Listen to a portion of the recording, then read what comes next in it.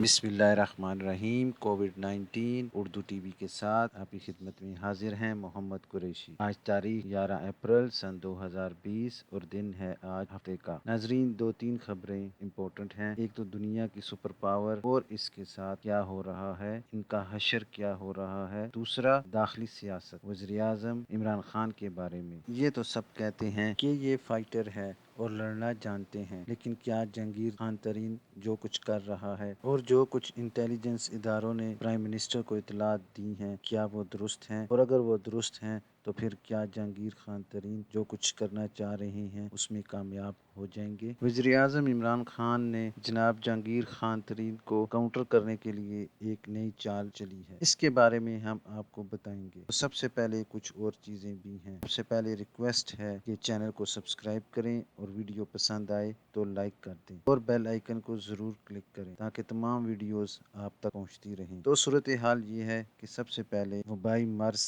के बारे में, और अब उस वबाई मर्ज का सबसे ज़्यादा शिकार कौन है जनाब? वो है अमेरिका, और आलमी इदारा सेहत को भी टारगेट करना शुरू कर दिया है। और आलमी इदारा सेहत ने भी जनाब टका के जवाब दिया है। लेकिन सबसे पहले एक सिचुएशन मैं आपको बता देता हूँ कि सूरत हाल क्या है। गमगीर, इस वक्त 16 लाख से ज्यादा केसेस हो चुके हैं इस वबाई मर्ज का शिकार, पॉजिटिव जिनके केसेस आए हैं और लैब टेस्ट भी हुए हैं। 16 लाख से ज्यादा हैं दुनिया भर में, और 5 लाख कहाँ पर हैं? वो अमेरिका में हैं। और मरने वालों की तादाद जनाब आपको पहले भी बताया था, इस मर्ज से 1 लाख से तजावुज कर गई है। तो आलमी इदारा सेहत ने जिस खदशे का इजहार किया है उसका है कि कम अज कम भी 10 लाख लोग इसका शिकार होंगे। लेकिन जिस रफ्तार से मामला आगे बढ़ रहा है उससे तो बहुत खतरनाक सूरत हाल लगती है। इसीलिए आलमी इदारा सेहत को भी टारगेट किया है। तो 1 लाख से ज्यादा अमवात हो चुकी हैं, 16 लाख से ज्यादा केसेस पॉजिटिव हो चुके हैं,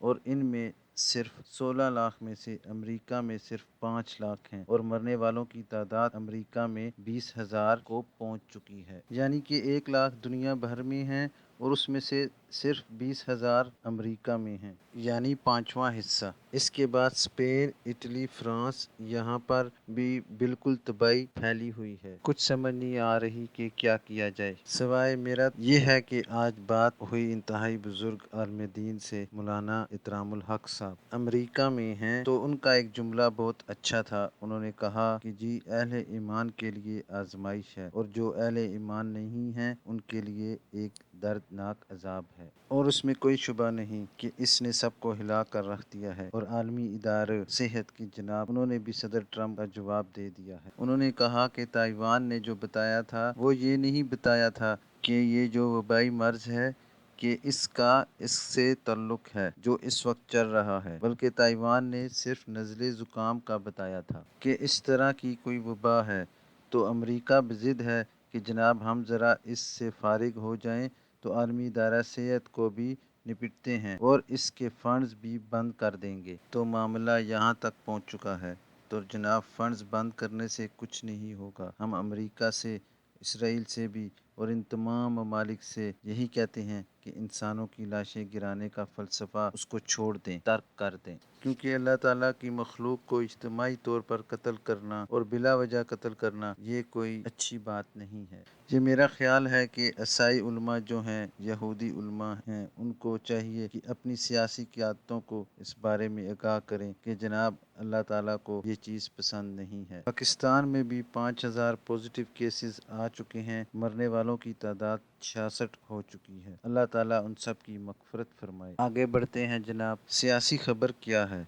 सियासी खबर आपको मालूम है कि शुगर क्राइसिस, आटा क्राइसिस और गंदम क्राइसिस, ये क्राइसिस हैं 3, और तीनों में रिपोर्ट आ गई है। जहांगीर तरीन साहब जो हैं वो सबसे ज़्यादा ज़ेरे ताब हैं। उसके बाद खुसरो बुख्तियार साहब, अभी तक उनको कुछ नहीं कहा गया। उनके भाई हैं वज़ीर ख़जाना पंजाब में, उनको भी कुछ नहीं कहा गया, क्योंकि नंबर 2 पर हैं खुसरो बुख्तियार साहब और उनकी फैमिली का भी नाम लिया जा रहा है। और अब इसका अगला शिकार उस्मान बुज़दार साहब भी हो सकते हैं, क्योंकि नसीम सादिक साहब ने ये बता दिया है कि जनाब मेरा तो कोई रोल नहीं है आटा और गंदम स्कैंडल में, ये तो मुझसे पहले वाले थे या फिर हुकूमत थी। तो इस चीज़ को दबाया जा रहा है لیکن اب یہ جو جہانگیر ترین صاحب ہیں اور یہ جو پورا گروپ ہے، یہ سمجھ لیں کہ ہم تو ڈوبے ہیں صنم، ساتھ تمہیں بھی لے ڈوبیں گے، اس اسٹریٹجی سے آگے بڑھنے کی کوشش کر رہے ہیں۔ دیکھنا یہ ہے کہ آگے جا کر کون جیتے گا۔ لیکن ایک اور چیز بھی آپ کو بتا دوں،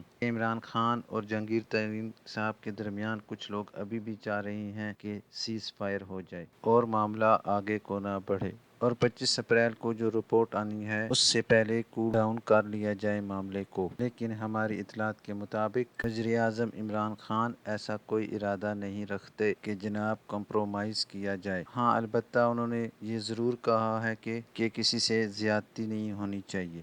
اور 25 اپریل کو فرانزک رپورٹ کیا کہتی ہیں، اس کا انحصار ہے آئندہ کی سیاست پہ۔ اگر فرانزک رپورٹس میں یہ چیزیں آ گئیں کہ جو کہا جا رہا ہے ابتدائی رپورٹ میں وہ نہیں ہے، تو پھر بازی پلٹ بھی سکتی ہے۔ اور اب کیا کہنا چاہیے، لڑائی پہنچ چکی ہے نیک ٹو نیک، اس میں کوئی شک نہیں۔ جو وبائی مرض کا معاملہ ہے، جو یہ نہ ہوتا تو اس وقت پورے ملک میں ایک گاما برپا ہونا تھا۔